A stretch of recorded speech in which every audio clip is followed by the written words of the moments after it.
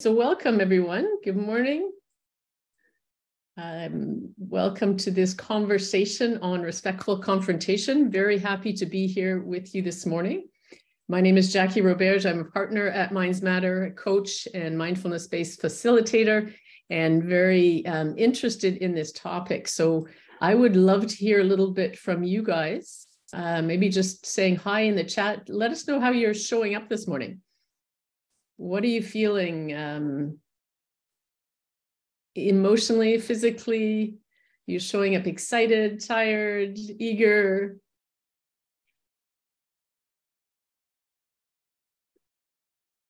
All right, so welcome. The people are just joining us. We're just doing a little check-in through the chat. You're welcome to say hi. Tell us how you're feeling, one word. All right, Lucienne, excited to be here. Can't wait to watch this. Great. Curious. Annie's curious. Eager. Super.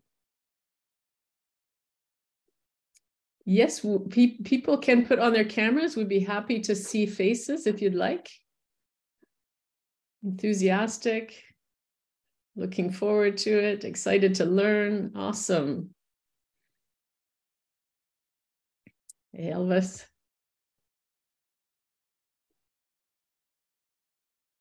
Good morning, showing up very happy and looking forward to this webinar. Super. Hey, Michelle. Great. Okay, so we are at the top of the hour. So I would, again, like to welcome you all. If you missed my introduction, my name is Jackie Roberge. I'm a partner at Mindsmatter and a leadership and purpose coach and mindfulness-based facilitator.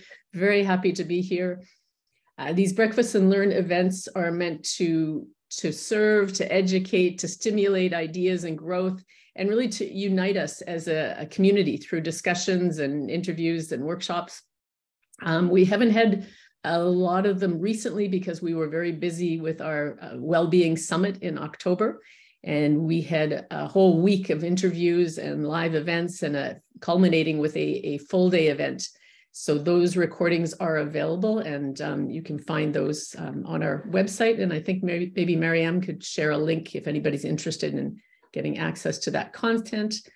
Today, the session will be facilitated in English, mais n'hésitez pas à poser des questions en français dans la zone de clavardage ou à la fin. Also, just wanted to let you know that you'll have a summary of the conversation and the recording link will be sent out probably by Monday.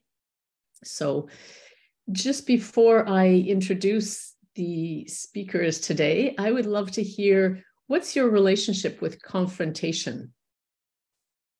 And just go ahead and share that in the chat. What comes up for you when you think about confrontation?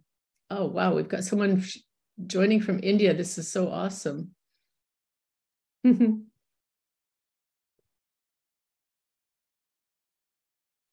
Scary, yes. Avoidance, don't like it. Scary, that's coming up as a big word. Unease, difficult when the other person's not open. Yeah, confrontation is a two-way dynamic, right? Excellent. Okay.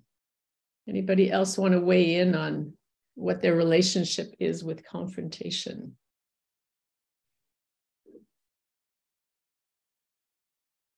So you can continue to do that. I am going to start with introductions of our speakers today. So the facilitator is Carl Lemieux. He's the founder of Mindsmatter, a seasoned coach and works with executives, leaders, and professionals.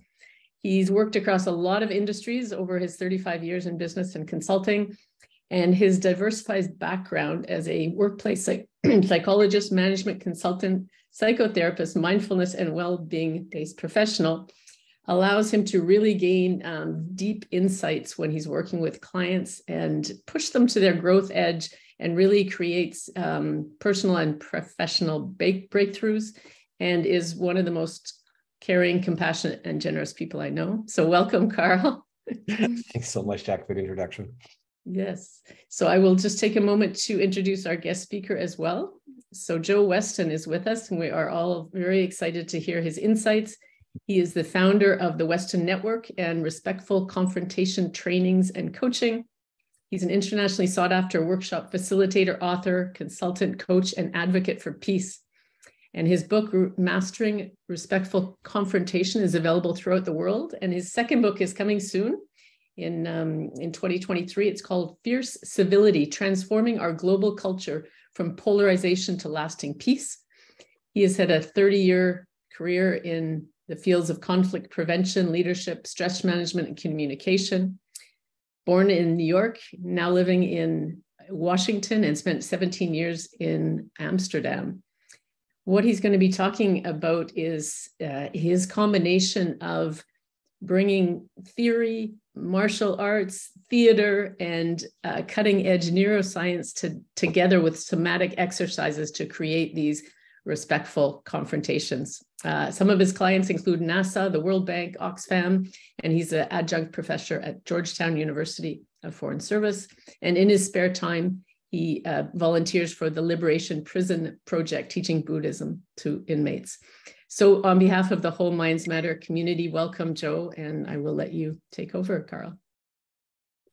Thank you so much, Jackie, for making this introduction so much easier. I just had to kick in. So again, welcome, Joe. Such a pleasure to have you. It's wonderful to be here. And sorry, I don't speak French. I could speak Dutch, but I don't speak French. So you'll have to do with the English. We've got that common language. That's all that matters. And again, comme Jackie a mentionné, vous êtes bienvenue là, de vous introduire en français des questions et autres. So why don't we just jump right into it, Joe? We've had a few conversations before. Such a lovely man doing amazing work.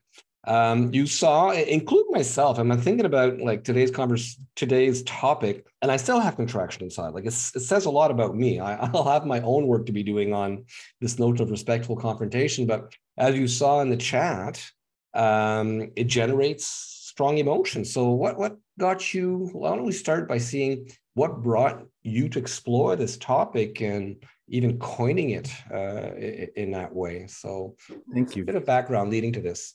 Yeah, I would love to.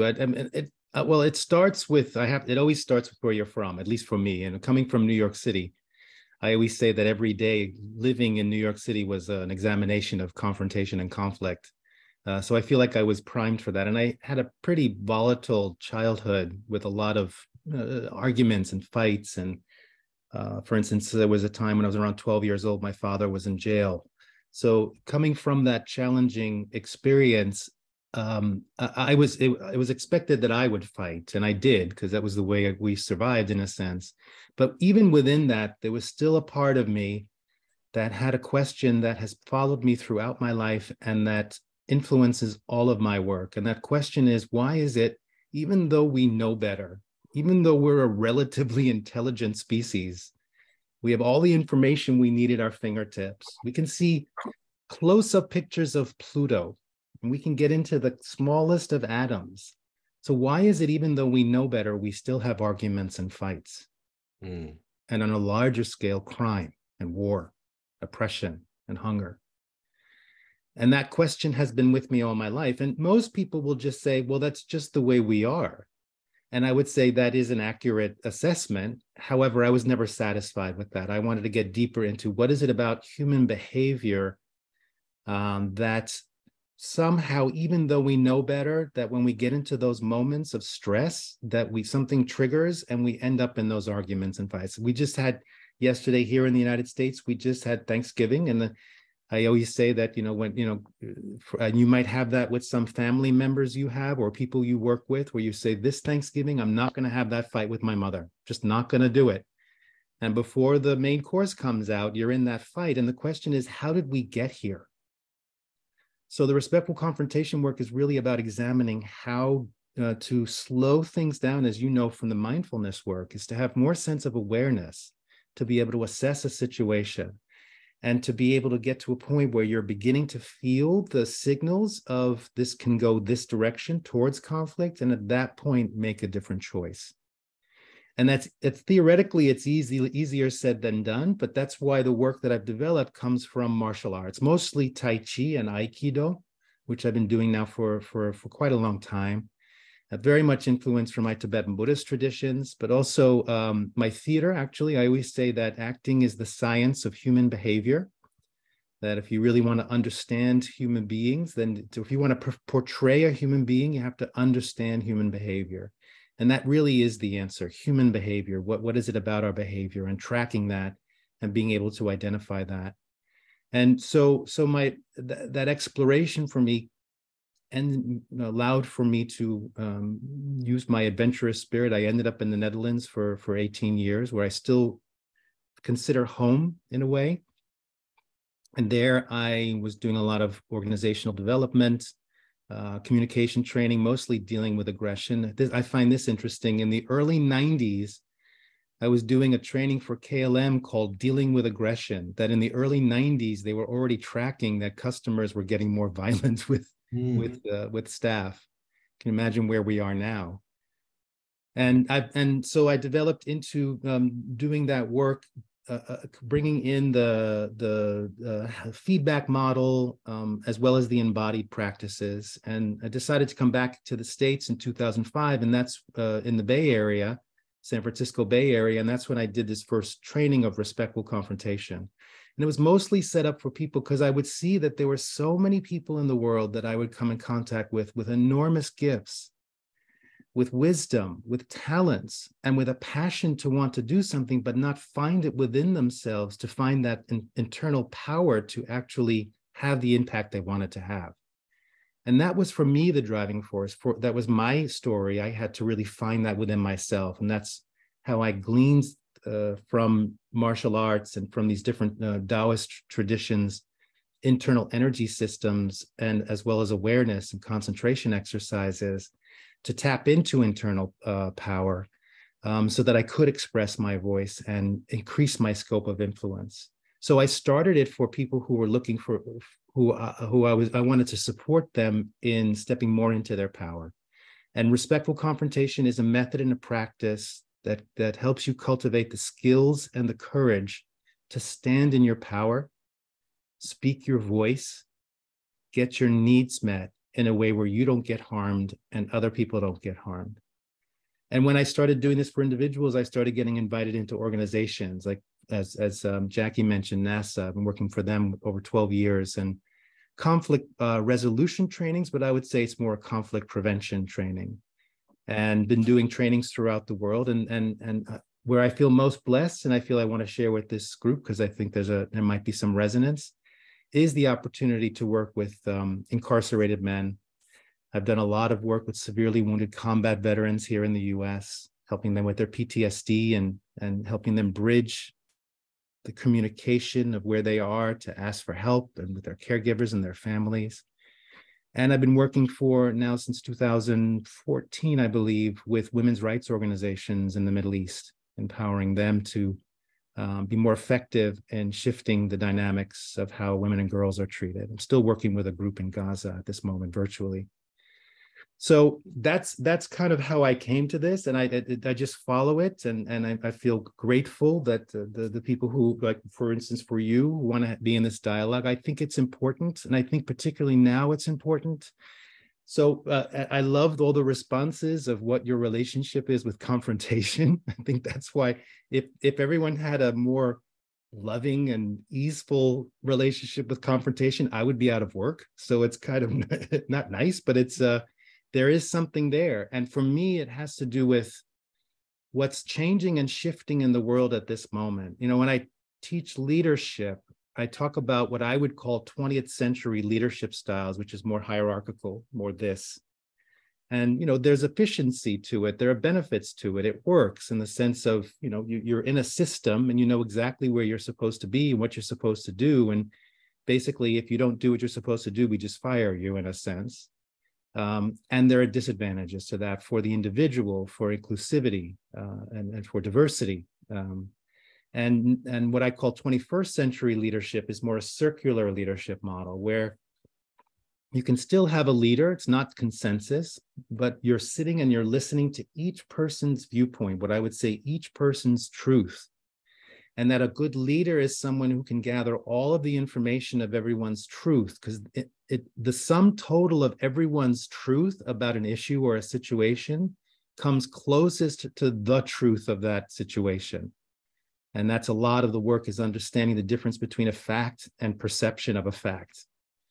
So in a sense, I believe the more you have an inclusive leadership style, the more you must create systems of accountability, of respectful accountability, because those systems aren't in the hierarchical system. It's there, how you are held accountable, and it's clearer. It's not as clear. And the more virtual and remote people work, even more so now in this time, the more you need systems of accountability. And what that does is that allows people to rest in knowing that I can trust that the person, my colleague, if I'm doing something that's annoying them or that's not the best work, I can trust that with respect, they will come to me and talk to me. And I think that's what we're seeing a lot of now, is that, yes, yay for inclusivity, yay for a work environment. And I'm sure you will see this as well, Jackie and Carl, that and the rest of you, I'm sure. But I've seen that trending throughout the world for years now, that in leadership development, that what's being asked of leaders is to step more into a place of vulnerability and transparency. Mm. And that it's just a shift that's happening. And why that's powerful is it creates more an inclusive work environment. It calls people into their best selves. Secretary of the Treasury, Paul O'Neill, said that people have discretionary energy, and they will give it to you if you treat them with dignity and respect. So in essence, to create a work environment of the whole work of respectful confrontation, the management training I do, 4 to 6 month training called Resilient Power Leadership, or even the Fierce Civility work, is creating environments of safety and trust so that people can step into their best selves, take healthy risks, be supported, and also be held accountable when necessary. And this idea of respectful confrontation, how did I come up with that title? For me, what it does is just feeling into that. It's kind of like an alchemy. There's a tension in that. There's a friction, because we spend so much time in polarized ways of seeing this or that. And what I always say is that, for instance, there are some of you out there who are really good at confrontation, where it's easy for you to speak your truth. It's easy for you to get your needs met. It's easier for you to walk into a meeting and share what you want to share and lead it. And you know who you are. And there's real benefits to that. But the detriment of that could be at the expense of the relationship, or it could be where you in a meeting are really easeful with speaking your truth, but there are other people who might need more time, and because you're not giving them the time, you're missing valuable information. And so that's one side. The other side is respectful, where respect is more important. Caregiving, caring for the relationship, taking care of others, the peacemaker, and all of that, and someone who wants to be kind, and you know who you are. And there are of course benefits to that, but there are challenges to that, because I hear often that I'll put the needs of others before myself, or I wouldn't dare speak my truth because I'm terrified of what the truth might bring. And so the idea is, how do we bring those together? And I say it creates an alchemy, and it creates a friction. And what the respectful confrontation work does is it trains your nervous systems to be in the friction of that uncomfortable messiness of life, and to stay in it longer without going back into flight, freeze responses or reactive behavior, so that you create the space for a creative emergence. And oftentimes we see with this work, when people really practice it, that in the past where there were no solutions, suddenly new solutions emerge. And for me, the work has to do with the heart. It has to do with understanding the depths of the transformational power of the heart. In other words, compassion, respect, understanding, choosing to deepen relationship.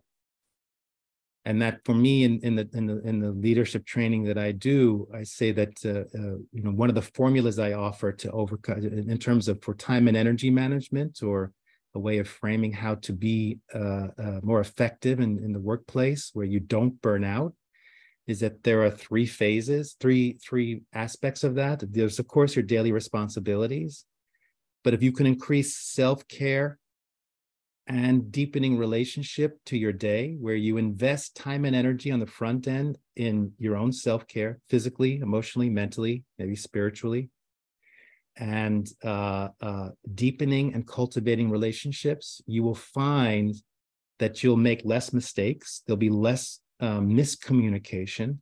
Tensions will be released, which allows you to use that energy for other things. You'll be more efficient in how you're working. You'll be more vital.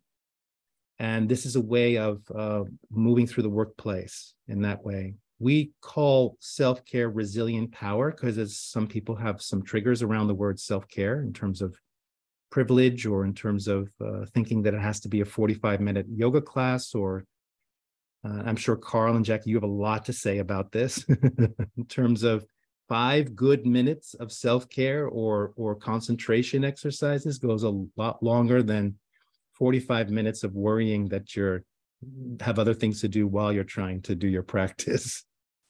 So I've said a lot there. I wonder, Carl, if you have There'd be a lot to unpack in there, Joe, and I really appreciate it. You gave a heck of a beautiful landscape of all the work you're doing. Having gone through your book, there's a lot of similarities to the kind of work we're doing, but also a lot of nuances. And what is sticking out for me is what you mentioned about this creative emergence when you put words like respectful and confrontation together.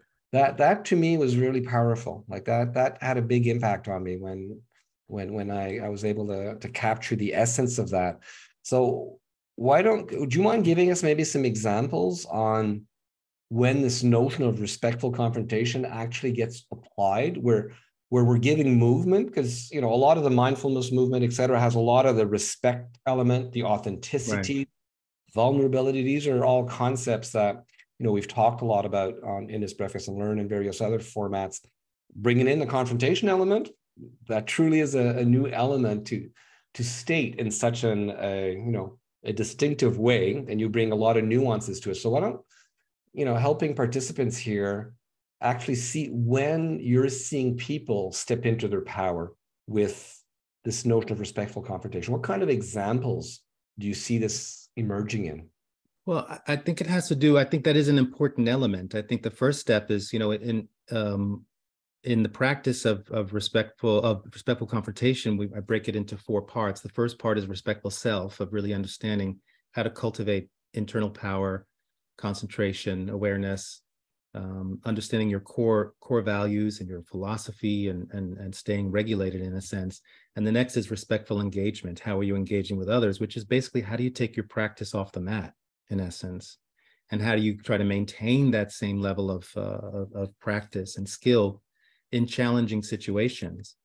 And it is always going to be uncomfortable. I think that's what's really important, is that any time you're so this idea of confronting someone, I can give a framework of it, and then I think I can give some examples. So in this examination of this work, when I was doing my research, and I was studying human beings, I saw that there were 3 unexamined assumptions that kept coming up. Polarized views, where people were lumping things together and not seeing that they were probably different. What I mean by unexamined assumption is that we haven't taken the time to see if we really believe it's true, but somehow, at least I did, I took it to be true. And the first one is, when we think of authentic power or true power or resilient power, we think it's the same thing as brute force. And if we think that being in your power is the same thing as brute force, and you are respectful and you are a good person, then unfortunately, not consciously, but unfortunately, you don't step into your power, because you're afraid someone's going to get hurt or you're going to get hurt. Same thing with confrontation and conflict. If we think that they're the same, confrontation and conflict, and confrontation in this work is really speaking your truth and getting to deeper levels of issues so that you can get to win-win solutions. If you think that's the same thing as conflict and you don't want to create conflict, then unfortunately you don't speak your truth. And the last one is assertiveness and aggression. If you think that assertiveness and aggression are the same thing, and what we discover in assertiveness, it's the capacity to get your needs met. It's the capacity to lean in and have a beneficial impact on those around you, on your community, on the globe. If you think that that's aggression, or you'll be perceived as aggressive, then unfortunately you don't step into that power in a sense. And that the work of respectful confrontation is to, not only with theory, but in the body, to feel the differences between authentic power and brute force, confrontation and conflict, assertiveness and aggression. Could we not add even wants versus needs in there? I know that's something else you talked about. Yes. Well, that comes into the creative emergence piece, right? So a lot of, if you want conflict, I can give you the direct way to it. Just when you talk to people, say, I want this or I want that. That's always going to lead to conflict, because it's in a sense what you get into is, I want you to love me more, or I want you to do better work or be more professional. And that's only going to trigger a fight, flight, freeze response. That's only going to trigger defensiveness. And then what you're going to get back is, well, I want this. And then before you know it, you're in I want, no, I want, no, I want. Similar to I'm right, no, I'm right, no, I'm right. Whereas needs takes you to a deeper place. Needs are more universal. I need freedom. I need to be seen. I need some space. I need rest. And the beauty of that, and for those of you who probably know nonviolent communication, that's a big part of that, is that when you speak from needs, you're tapping into a deeper universal place where people can say, oh, I get that. I understand that need. Let's see if I can support you in getting that need met. And what's important to remember is that we get tricky with it. We say, I need you to love me more, or I need you to do better work, which isn't a need. It's just a very sweet way of saying, I want you to do this. Totally. So the idea is, in the respectful confrontation, when you can get to a point where the whole idea of it is there's the what and there's the how. There's what you're saying, which is a large part of the process. And that's very similar to other feedback models that I'm sure many of you have done around the world, or NVC very much. I'm noticing this behavior. The effect it's having on me is this. And what to make this, to bring us back into right relationship, what I need is this. And what is the desired outcomes of that? That's the basic formula. But most of the work of respectful confrontation is the how. How are you approaching it? Knowing that the other person's nervous system is going to go into fight, flight, freeze response. How can you help ease them by creating a space of safety and trust, so that you make them more receptive to the news that they really don't want to hear, and more malleable, so that opens up the possibility of maybe we can work together to solve this problem. And then eventually, when you get to the needs, is that you say, okay, these are my needs, and what's most important is, well, what do you need? And once you throw those needs on the table, that's the creative process. Even if they clash, that for me, it's like, oh, fun, this is going to be a good challenge, but we're going to come out of it with a win-win situation. And I always quote the Rolling Stones song, you can't always get what you want, but if you try sometime, you might just find you get what you need. And that is the work, is that when we get to, so what do you need in a work situation? I'm struggling, I've got a deadline. Okay. You can say, I want that report by 5, you're supposed to do it. Or you can say, okay, so what do you need to get it done? I need the following things. Okay, I can help you get those needs met. Here's what I need. Can you get that for me? Yes. Suddenly you're in a creative process of problem solving. Why don't we take advantage? I just see how we could be talking for hours, and I had so many things I wanted to deep dive with you. And I do want to bring our listener to pick up the book, Mastering Respectful Confrontation and Fierce Civility, coming out. It's a really step-by-step book. So you really guide us through it in terms of preparation, a lot of exercise in there. So I will let people, deep dive through the various readings and question period, which I'm not sure we mentioned. We're going to open up for questions very quickly. But you started going that direction. Why don't we maybe sum up this conversation before opening up for questions around your 4 pillars? Because you do give a very, clear way on how to prepare for these conversations. Maybe, well, yeah. So I would love to do that if I don't mind. If I may just give a quick distinction between confrontation and conflict. Please. Just to help with that. So yeah. If you can separate, if you go to your dictionary, I know the Webster's dictionary in America, Vandalen in the Netherlands, that you'll see that the words confrontation and conflict are different. Conflict is about fight, battle, war, but to confront simply means to cause to meet, to bring face to face. There's no animosity in that. And that for me, confrontation, con being the Latin word for with, front, open, that confrontation in itself is a vulnerable act. And it's in the vulnerability that the fundamental principle of respectful confrontation and fierce civility and all the work I do, that it's in your vulnerability that your true power is revealed. And that is so powerful and so infectious and so inspiring. So as a leader, to call people into deeper levels of mutual empowerment. And it comes from understanding the empowered physical experience of vulnerability. So how are they different? Conflict, the way I define it, is any encounter that creates separation, the breakdown of relationship, and the disempowerment of another. And I know in the conflict resolution world, they talk about good conflict and bad conflict. That's what I call conflict and confrontation. Any encounter that creates separation or disempowerment. So that what can come into that is what I call chronic niceness. Many of us suffer from chronic niceness, where that can also cause conflict from that definition, where you should say yes when you should say no. You say yes when you should say no, or you say no when you should say yes, or you don't say anything when you see an injustice happening. So in a sense, conflict that opens it up, that even when we're thinking we're being nice, we can still there's microaggressions we can do, there's ways we're harming and we're not even aware of it. And the small microaggressions, if they're not checked, can have a cumulative effect that can be almost as damaging as real aggression, in a sense. I was invited to come to a company somewhere in the United States where they needed my help because they almost went bankrupt because of internal gossip. It's insidious, these things that we do. Confrontation, on the other hand, is any encounter that brings individuals closer together, deepens relationship, and empowers everyone involved. That's my definition. I'm not saying it's the best. It's just simply what works for me. Any encounter that brings individuals closer together, deepens relationship, and empowers everyone involved.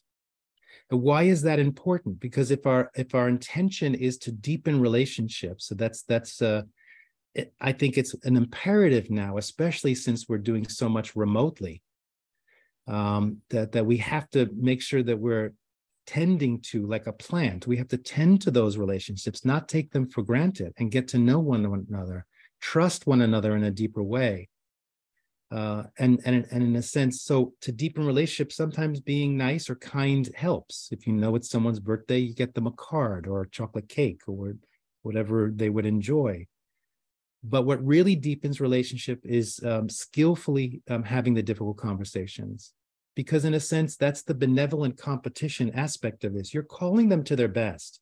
If you don't confront them on things that they're doing, basically you're saying, in a sense, you're not worth the discussion, right? So maybe if I just kick in, just because for the sake of time right now, Joe. Yeah.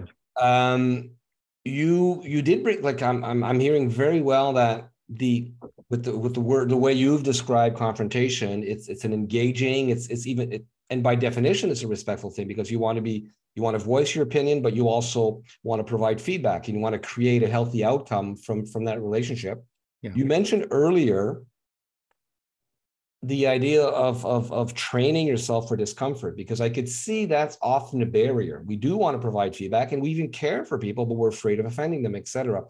I would like us to get to your 4 pillars if time allows, but maybe this notion, and that's where our path, I think, definitely meet on the idea of being with discomfort. It's very much of a mindfulness practice to be with discomfort. And that would seem to be a precursor, a very important element to work on to even begin the process of respectful confrontation. Any thoughts on this notion of how to tame that discomfort? And that may actually lead us to the 4 pillars, which I think the first one of grounding is part of that.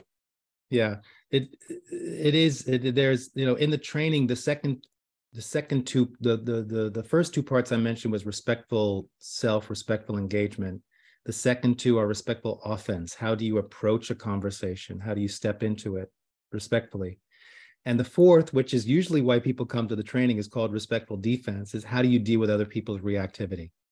So that's where the martial arts really comes in, particularly Tai Chi, of learning how to take the energy of another and not taking it, and in a sense, and not going into your own responses of, if someone comes with a fight response, the tendency is you go in, either you're wired to go into a fight response and then you're in that, or your response is as soon as they start raising their voice, you pick up your phone and you go to flight. It's like, you know what, forget this conversation.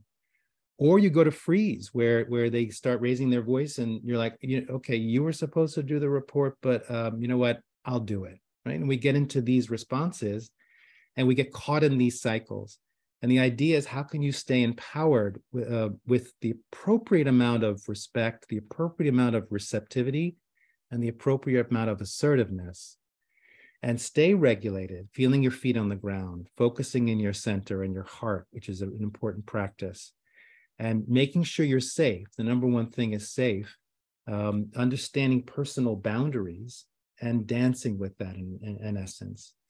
Carl is eager for me to share the 4 pillars of resilient power. That's something that I developed. That's the most embodied aspect of the training, where through a series of exercises, you can tap into your own internal energy resources and understand and deepen your own relationship with your own authentic power, so that it's not brute force.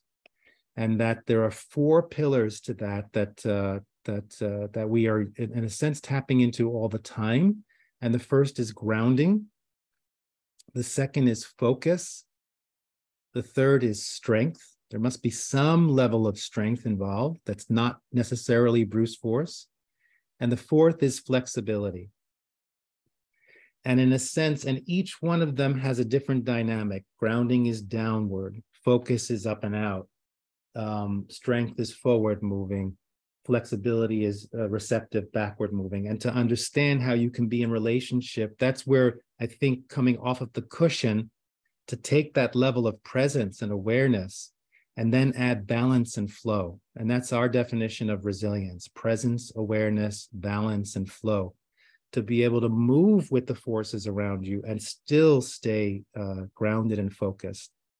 I think that's a perfect segue, because we had talked about this. We're going to take on questions. So if people want to start thinking about questions they may have for Joe, I personally have quite a few.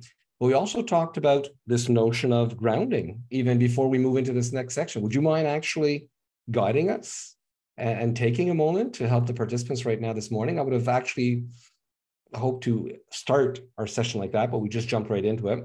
But how about we make a segue between this wonderful insight, and you just gave us a snippet of all of the little nuggets that are in that book, and there's already so much that's been shared. So how about just a moment where we could make a transition from all of this wonderful content to taking questions from the audience to go yet deeper. Would that work for you if we take a minute or two? Sure. I would love to do that. Yeah. So I invite you all to just get a little playful and get a little bringing you into your body.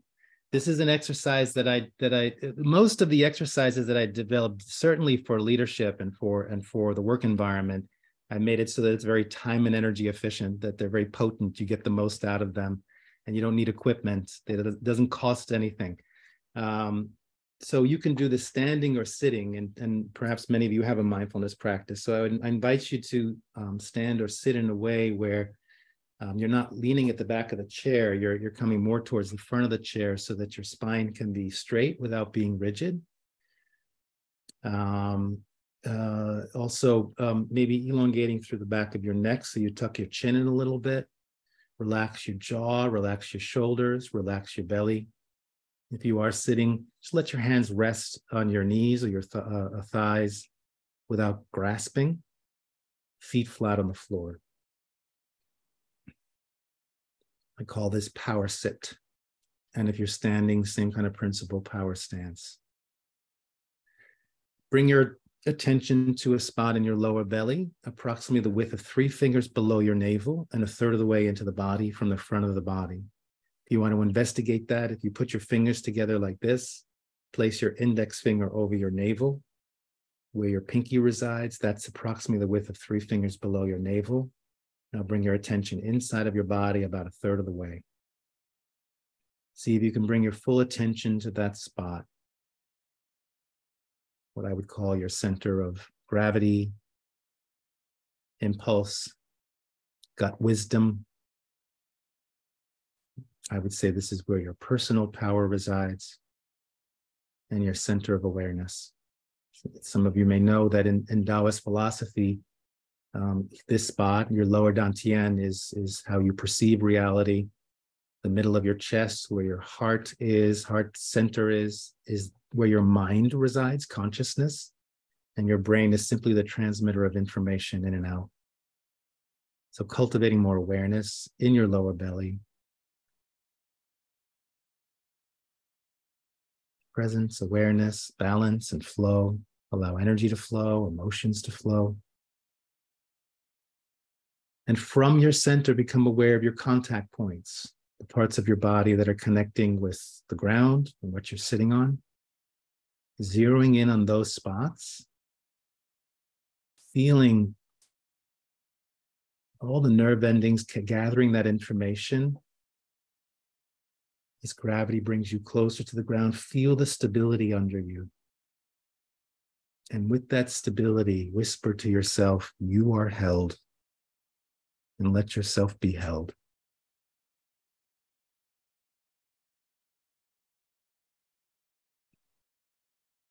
So with this awareness of your feet on the ground and your contact points, bringing attention to your core, now bringing awareness to the middle of your chest where your heart power resides, compassion, respect, connection, dignity, courage. And with your feet on the ground, awareness in your center and your heart, take a nice, slow, deep breath in through your nose, very slow, deep in through your nose. And on the exhale, just let it pour out of your mouth.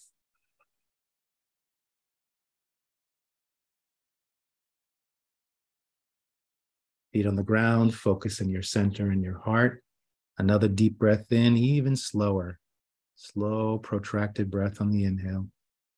Hold it at the top of the breath. Hold it. And with no effort, simply let the breath pour out of your mouth.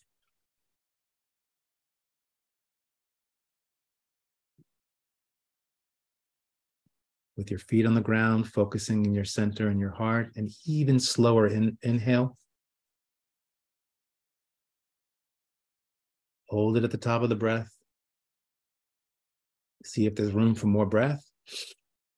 Maybe some more. Hold it. And with this exhale, releasing the breath with tension and unnecessary thoughts. Breathe out.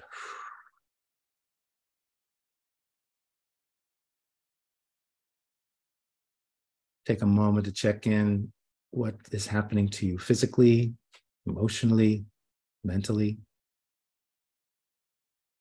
And not losing a connection with yourself, slowly open your eyes, look around the room. Now look into your screen and stay connected to that feeling and that sense of connection with your heart and your core and the ground. And make connections with those on the screen. So that's respectful self, respectful engagement. How can I take that into my connection? And shake it out. Thank you so much. Sorry. I was going to ask if there were any noticings in that, anything you notice in your body or your sense of being. Anybody want to share that? And just put yourself, in that posture, realizing how would that impact your relationships, even moving forward at this point. So more power, I'm seeing some people. Thank you, Jackie. And could you sense how this actually shifted something inside of you, how this predisposes you for another kind of conversation with people, a calm presence. So I guess we could see with a calm presence how you're creating safety for the people around you. Hence, once again, conditioning the quality of the conversations you have, more focus. Excellent. So thank you so much, Joe, I think there's no better way than to actually practice. I think when you do that, you understand from an embodied way more than just the intellectual way. What we'd love to do is give the participants here some time to just deep dive. There's already so much wisdom that was put on the table or on this call. Would anybody like to ask a question to Joe to deep dive into any one subject that was covered or possibly a subject that wasn't covered? We'd love to hear from participants at this point. So if people want to raise their hand, that you go down to the reactions button and click on raise hand like I just did.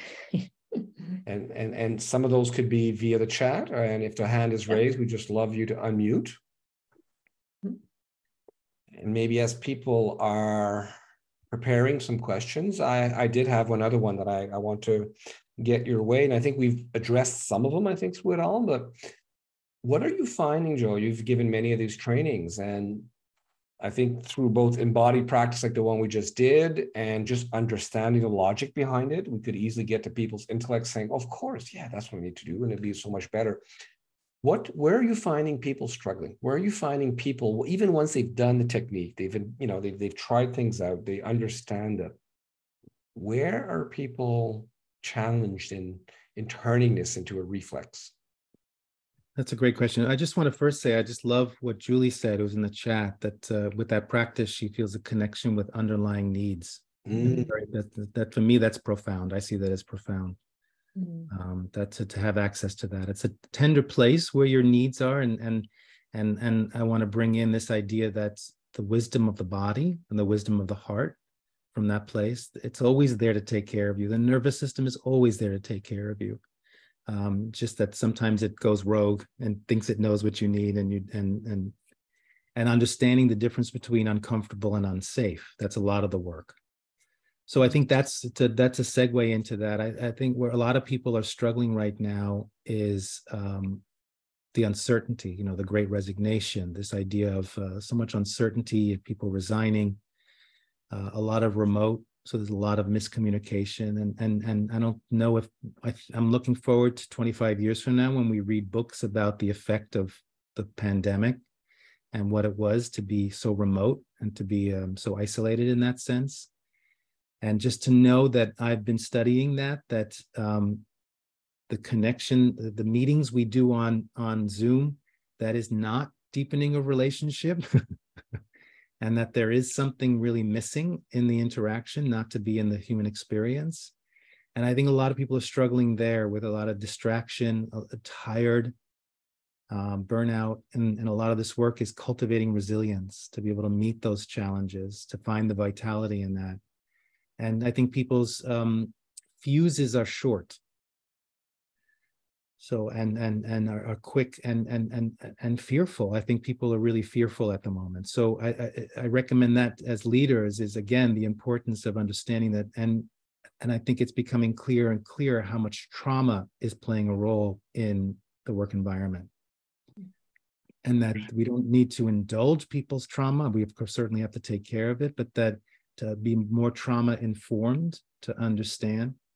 And that's the essence of all the work I've done in the Middle East and this idea of creating culture change, right? So the whole idea of the Resilient Power Leadership Program is about transformational change, lasting change. How do you create a culture, not just have a management bureau come in and do a training and then leave after when they're done, and people maybe pick up a few things, but really institute lasting cultural change. That for people to what transforms are people's viewpoints, habits, and patterns. People don't change; they transform. Mm. And the more we understand that we're in a phase of transition. The business world's in transition. The social world is in transition. The economic world, the world itself. And that, again, if we don't have the skills of staying regulated, we're just going to be in a constant fight, flight, freeze response. And to understand the different stages of transition, to help people to create that safety and trust. So I think that's what I'm hearing from people is just how do I deal with the short fuses, and with a respectful confrontation, you did ask me, when is it appropriate to do it? I think it's, the first thing to always remember is you're safe in that, and that you're creating the right conditions for that. And and you have to really measure and see, is it worth it? Is the relationship worth it?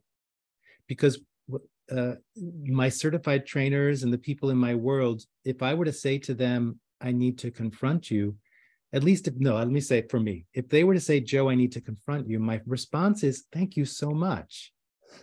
And not because I'm a masochist or I'm crazy, it's because what they're saying is, Joe, this relationship matters.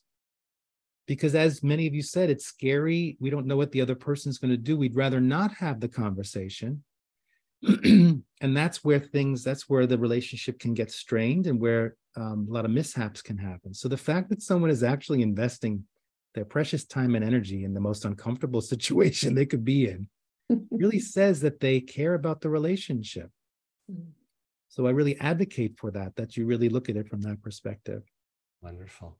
Catherine put a comment, and I had the same one on my sheet about, you just dropped that as you were speaking, but the difference between uncomfortable and unsafe. And I find that to be so foundational, because people don't often know the difference. So I brought up the fact a bit earlier, the training for the discomfort. Most people don't do that.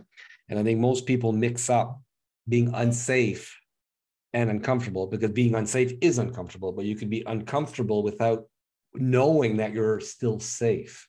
Yes. If I have to have a tough conversation with you, I may be uncomfortable, but I'm feeling safe right now. So what I'm hearing behind that, and your book addresses that a lot, it requires a lot of self-awareness, because to know the difference between the two, what makes me unsafe is often trauma-based, is often, you need to be trauma-informed to even have that insight. So I would imagine that, a fair amount of time is spent, and from what I read in your book, that is the case, on just getting to know yourself, getting those insights as to what does create, for me, an unsafe environment, which may be different from you, I imagine. Any insights on that whole notion of greater awareness on what makes me feel unsafe? Because that is what probably triggers a lot of those disrespectful confrontations. Yeah, that is key. I mean, I really got that when I was working with the combat veterans who were suffering from flashbacks, and that exercise I just did with you is basically, I developed that with the combat veterans, is that when they're literally in a supermarket, and like one amazing man who I've worked with, they were all amazing. What a gift I had to work with them. Said, I can only go to the supermarket at midnight, because if I go to a busy supermarket, someone can just turn the corner too quickly, and I flash back to battle, to combat. And so helping them, and when you dissociate or in that level of chronic stress or trauma, to be able to feel your feet on the ground, focus in your center and your heart, and take deep breaths in through the nose, out through the mouth. That regulates the system, and that brings you back to the present moment. So it's all about that. So that's where the beauty of the work that you're doing, and many of you are doing. But it's not only understanding and feeling into the subtleties of your nervous system, so you can feel the difference between uncomfortable and unsafe. It's also feeling into the subtleties of another's nervous system to co-regulate, and to have that, and to understand the signals again, so that this way you'll know how assertive you can be to lean in the challenging conversation. And again, the fun of this is to be able to have that, to assert, And then as soon as you start feeling them get triggered or go into their fight, flight, freeze response, you have to first address that and dance with that. And not in an aggressive way and not in a passive way, but simply in a way to, like with martial arts, to redirect the energy to get you back into connection. So we're going beyond self-awareness and a lot of awareness of others, which is combined the definition of emotional intelligence, a lot of emotional intelligence in that ability. I see there's a question from Julie. You talked about respectful accountability. Could you deep dive a little bit more into that if that resonates? Yeah, I think it's important to keep in mind that many organizations will have their core values of the product or whatever the work is, and they present that out. But I find that a lot of companies don't establish within internally what the core values are of each member of a team, for instance. And then based on that, and I do that in the management training, is to establish your core values and then combine those values and establish, okay, so based on these values, we're now going to commit that we're going to treat each other according to these values. Mm-hmm. And that when we don't, because we're human, that's something to remember as well. As long as you're a human being, you're going to harm someone. There are probably very, very few human beings on this planet that don't harm anybody. So the question isn't to go through your day not harming someone. The question of your day is to try to minimize the harm you're doing as much as possible, and to recognize as quickly as possible when you have possibly harmed someone, and then hold yourself accountable and have a respectful confrontation about it, to clear it, to heal the wound, to seal the rupture. And that's being accountable to yourself. And at the same time, to just be, before it escalates to something where it's heavy, to say, for instance, to be able to say, hey, Jackie, I just want to say, that it was a great meeting, but I noticed there were 2 times when I was sharing something, and what I noticed was that it seemed like you jumped in before I got to finish my sentence. And I appreciate your enthusiasm. Did you notice that, Jackie? Was that something that you noticed? Yes. Yeah. So what it does is it shuts me down a little bit, and I know we have a great working relationship and we respect each other, but I need a bit more spaciousness in how we're working together. What do you think of that? Yeah, I'm open to that. Okay, great. What a wonderful role play. Thank you, Jackie. Thank you. That's holding each other accountable. But it's in the moment to moment when it's not charged. Because what often happens, and I discussed this already, is we don't have those conversations. Jackie keeps cutting me off. I get more resentful. I start not going to meetings anymore. I start talking to Carl about Jackie, gossiping, and before we know it, then it becomes an HR issue. Such different organizations, if we're going that route, and I can see we've got a long way to go. In a sense, I don't see that many organizations, but I could definitely see how that path forward would radically change organizations and individuals within. Time just flew by, Joe. We're a few minutes away from the hour. I would love to hear more about where we could find you. Yeah, I just shared, Carl, in the chat, the newsletter, the website. Okay, LinkedIn, thank you. So we've got the website for Respectful Confrontation. Wonderful. So we've got everywhere we could reach you. Anything else to add, Joe? Well, I mean, I don't know if Jackie had her hand up, so I'm not sure she has some, but I wanted to say the new book Fierce Civility is coming out in January, February, and just want to put the word out for that. If you we don't have a website set up for it yet, but if you see the newsletter subscribe link, if you subscribe to our newsletter, you'll get information on that. And that is the Respectful Confrontation work is more about how to confront yourself, parts of yourself that need a little bit of confronting, how to confront others in the workplace or the family. And the Fierce Ability is how to step into with more power and a bigger voice in dealing with the extremes of polarization in the world situation at this moment. Looking forward to reading that one as well, Joe. Thank you so much for your presence. I've gained a lot already just by getting to know you. So I really want to thank you for your time this morning. I want to thank all of our participants. I'll get the last words to Jackie. We will be taking off in December in terms of Breakfast and Learn, but we'll have another one always at the last Friday of each month. So looking forward to hopefully seeing all of you and many more. So again, much gratitude, Joe, for all the work you're doing, for being with us today. Hopefully you're reaching a different audience on the East Coast, but we've got some from all over the place from what we could see as well. Jackie, any last words that you'd like to take over as a moderator? Yes, I'd of course like to thank everybody for participating and sharing in the chat, and Joe for all the wisdom that you've shared with us. Really a lot of food for thought, and I think that it's going to give people the courage and inspiration to go and start having those conversations. So thank you. That's such a gift. We do have a new workshop that I wanted to mention, New Year's resolutions, myths and realities. So a deep dive into habit creation and why they don't stick and what you can do to make habits stick. And we also have a few workshops around the Let's Talk Day in January. So that's January 25th, the Bell Let's Talk Day. We've got how to deal with distress and detect and deal with distress, psychological safety, and resiliency and stress. So if anybody would like to have a workshop on that day or around that day for your company, don't hesitate to reach out. And I did have one question, Joe, if we have one more minute. We've got 1 minute.